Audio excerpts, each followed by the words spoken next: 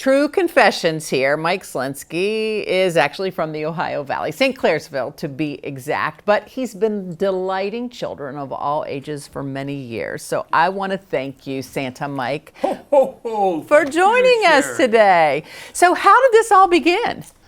Well, I attended a church in St. Clairsville, and a wonderful lady, Jo Prosser, whose son Skip Prosser used to coach at St. Clairsville at Wheeling Central, and in college at Xavier. She said, "You have a jolly face and rosy cheeks and twinkling eyes, and we have a Santa program. Would you be kind enough to maybe be Santa?" I said, "Yeah, I think I could do that." And I said, "I don't have a suit." And she said, "Well, we have a suit, so, send your wife by the office and pick it up." So my wife went by the office to pick up the suit, and they bring out a shirt box. And my wife said, "Well, what is this?" And they said, "This is the suit." And she pulled it out, and it was a 1930s felt suit for someone who weighed 120 pounds. And of course, that wouldn't fit. So I went and rented costumes from Stages, my good friend Gail, who I went to school with. And so I started that and did that for the church and a few other events a couple years. And then I decided, well, maybe I should get more serious about this because this is going over pretty well. And there is a national Santa, Tim Conahan, who is the Toys for Tots Santa and has been the Hollywood Parade Santa for 25 years, appears on Fox News and other TV channels as Santa. And he runs a training program. He's trained over 5,000 of we Santas across the U.S. So we decided, my wife and I, to go to his roving university, and we spent 2.5 days at the Columbus airport where he conducted a class for about 25 of us. And we learned all about being Santa, the fun side and about the children, but also the other aspects that are involved and all. And we got our degree from Santa University. Wow. And so it was that educational piece that really moved me on my way. And every couple of years, he comes back around and has a refresher course about new poses, different things to do. I do carry $4 million worth of liability insurance. Wow. And I have FBI clearance to work with elementary age students. And that's all very important. When I was growing up, maybe even when you were growing up, the Santa was normally the guy who had a seat at the end of the bar at the local tavern. And he had the biggest tab, and they said, "We have a Santa suit out back, go get that suit on. Go out there and make some money so you can pay your tab." So, and I have many pictures of me as a young boy at Stone and Thomas and Cooey Bent's, dressed to the nines. Shirt, tie, jacket, my sisters and I sitting on Santa's lap. And these Santas all had fake beards.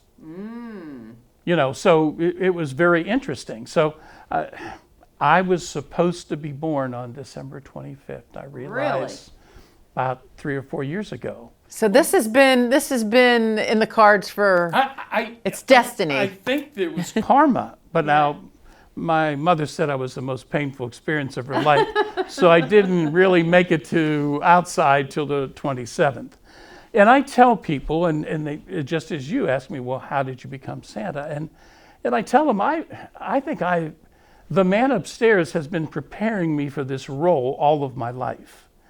I have been in all 50 states via my time in the broadcast industry, 46 years, and also in the military. And I went to school at Ohio University, and my major was organizational communications, but my minors were theater, social psychology, and business. Well, I had 45 hours of college theater. So, and social psychology are always, when you're Santa, you have to analyze people in regards to things, and the business side is certainly there. So that's how I have been doing it, and this is my 10th year. And last couple of years, I've visited or do 155 events from the end of September through the end of December. Wow. And I am Santa year-round. I have an Irish Santa outfit with a kilt, a new authentic Polish Santa outfit, summer Santa, golfing Santa, and of course my appearances, for Ogilvy as Ogilvy Santa, where I throw the switch and my picture is all over the park and all. So my bride even says that she is somewhat of a Santa widow during the end of the year because I am so busy. And I visited 2,500 students, elementary age students this past year in area schools, which is always a joy.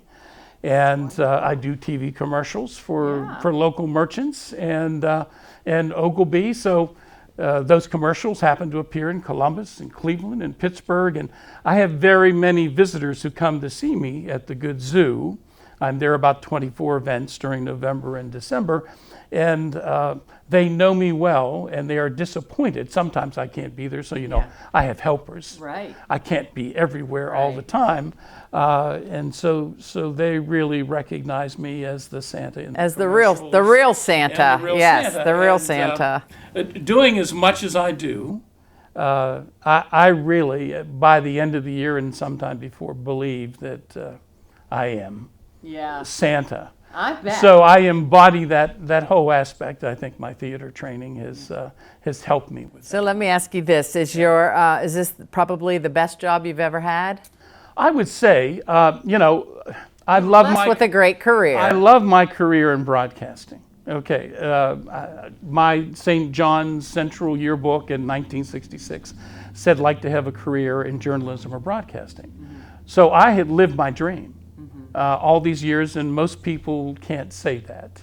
And although I was a reluctant military veteran to begin with, I have grown in that capacity year after year in appreciation for veterans and all, and learned the concept of Band of Brothers. I am a Vietnam veteran, and I was a fortunate one coming back sound of mind and body and spirit. And I MC the Veterans Day program at St. Clairsville High School annually, which is a great joy, and have spoken in this outfit actually this year for Memorial Day. That's perfect. In Flushing, they had a program and asked me to do it. So that's wonderful. Yes. So what is it about, they say that St. Nicholas is a jolly old elf. So what keeps you jolly and feeling youthful? Because how old are you? 559 years old. Okay, so what keeps you aging awesomely, Santa? Well, it is a joyous activity. I tell them all to be thankful for the past, joyful for the present, and hopeful for the future. And you brought up elves, you see, and St. Nicholas was the first Santa. I am actually the sixth Santa. And we don't live forever, although Mrs. Claus has thinned me down about 50 pounds over the last number of years, eating green and orange vegetables, but I think she's watched too many Balance of Nature commercials myself. Working with children is wonderful, just to see the joy and the belief they have. And I've spent more time in my St. Nicholas outfit over the years. I have 7 different costumes, because Santa is an interesting character all through history and all through legends. And I had to come in and save Christmas a couple of years for a couple of little third graders who said there is no Santa. Oh, wow. Because the previous year their father was out of work during COVID and they didn't get anything for Christmas. So St. Nicholas was a wonderful fellow. His parents died tragically early on. But he had a lot of money. He became a priest because he loved God and he loved little children and the people of his village. So he would go in the evening wearing a red robe and he would drop things off for people. If you were hungry, he'd drop you oranges or nuts. If you needed money for firewood in your house, he would leave money for that. There were 3 girls who needed a dowry to be married in those days, and he threw gold coins in the window. Actually, one of them landed in the stocking, and I think that's why we hang stockings with the hope that St. Nicholas is going to be there. So that whole aspect of giving and sharing your gifts. That's what I talk to the children about. Sharing your gifts of singing and dancing and love with all the people. And I tell them, it's not about receiving gifts. It's about sharing and giving gifts. And it's amazing to me, Sherrie, but over the last 3 or 4 years, they're very, very responsive to that. Now, of course, they still want their gifts. Oh, sure. Yes. But it is important about giving gifts, and you have been giving great gifts of joy to people of all ages, young children, and even seniors. Oh, the seniors love me as much as anything else. I do about 35 home visits annually, you see. Yeah. So before I go in, because of my great education, I memorize facts about all the children, where they go to school, their pets, their vacation this past summer, special things that I think they want. And I get that information, but I also get information on the adults. Mm-hmm. And I visited a bunch of folks recently, 4 kids, 20 adults in the party. Mm-hmm. So I said to the hostess, please send me info on the adults when they were children. So I have to admit, I've made a bunch of adults cry because I say to them, oh, I remember when your dad picked you up in Louisville and you got caught in the snowstorm and you received the big wheels and all the Hot Wheels things. And they just bawl because I make them remember. And my goal, truthfully, is this. I try to keep these young children believing a year or 2 beyond where they may not believe.